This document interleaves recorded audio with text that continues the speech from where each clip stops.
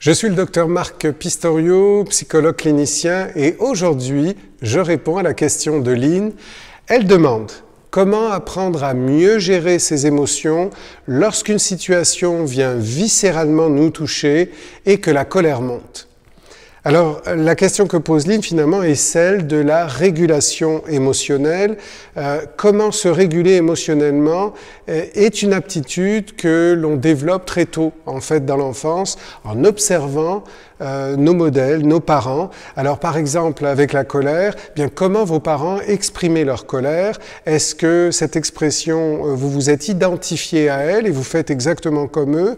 Est-ce qu'au contraire, étant donné que leur façon d'exprimer leur colère vous perturbez, vous dérangez, vous faites aujourd'hui exactement à l'opposé?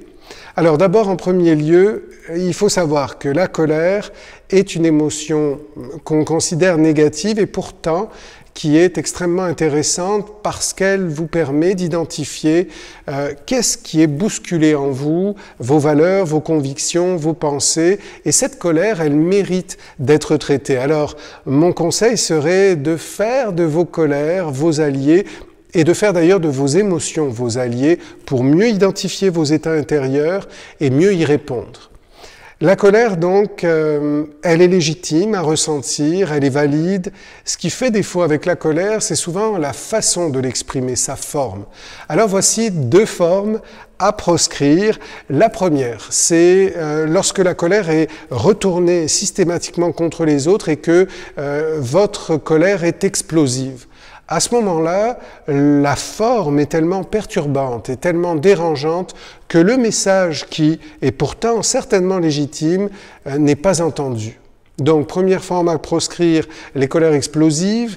La deuxième forme est en fait la colère réprimée, c'est-à-dire l'absence d'expression de la colère.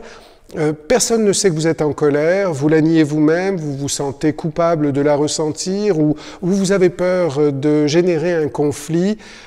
Vous restez à ce moment-là pris, coincé avec ce bouillonnement intérieur, avec cette énergie négative qui ne peut pas être évacuée si elle n'est pas reconnue et si vous n'y répondez pas.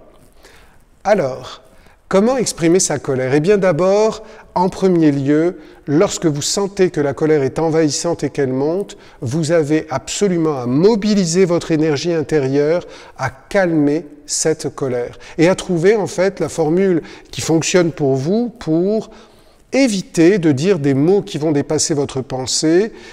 Donc, recontacter le calme, ça veut dire peut-être se retirer de la situation en nommant qu'on va y revenir. Ça peut être de changer de pièce, d'aller s'entraîner, de prendre un verre d'eau, d'écouter une musique qui vous apaise à tout coup, de méditer, de faire de la respiration profonde.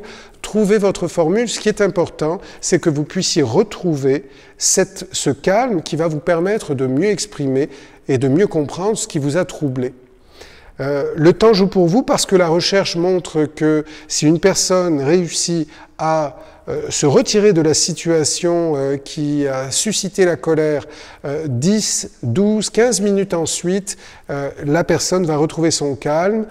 L'avantage, c'est aussi que vous désinvestissez à ce moment-là votre cerveau reptilien, celui qui vous pousse à l'attaque, à la fuite ou qui vous fige, pour réintégrer ce qu'on appelle les fonctions cognitives supérieures, c'est-à-dire votre capacité de raisonnement et une capacité de raisonnement nuancée qui va vous permettre de mettre des mots sur votre colère.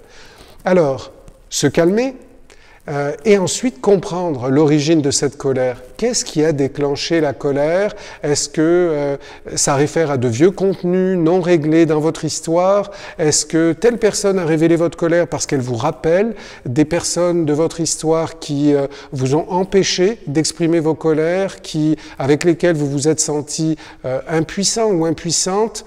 Donc, faites cette réflexion intérieure, elle est intéressante parce qu'elle va vous permettre aussi de mieux traiter ce qui, de façon récurrente, a tendance à déclencher vos colères et peut-être à vous faire perdre un certain contrôle. Une fois que vous comprenez mieux ce qui a déclenché votre colère, l'idée c'est de régler la situation en allant adresser en fait ce qui vous a perturbé à la personne qui est concernée. Donc, L'idée de mettre des mots sur sa colère, c'est de pouvoir exprimer ce qui a dérangé, mais de façon, je dirais, constructive.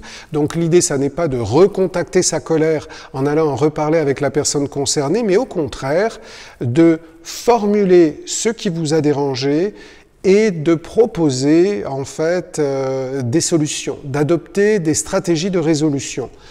L'idée de cet échange est de résoudre la situation pour ne plus en être victime dans l'avenir.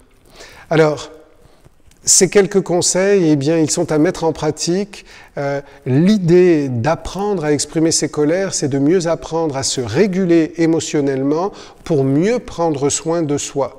Une colère qui est mal comprise, qui n'est pas mise en mots et qui n'est pas adressée à avec la personne concernée, est une colère qui reste irrésolue et qui est absolument inutile à ce moment-là.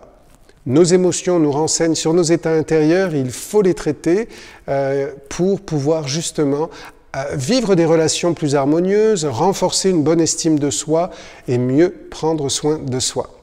Voilà. J'espère que cette vidéo vous aura intéressé. Prenez bien soin de vous et à très bientôt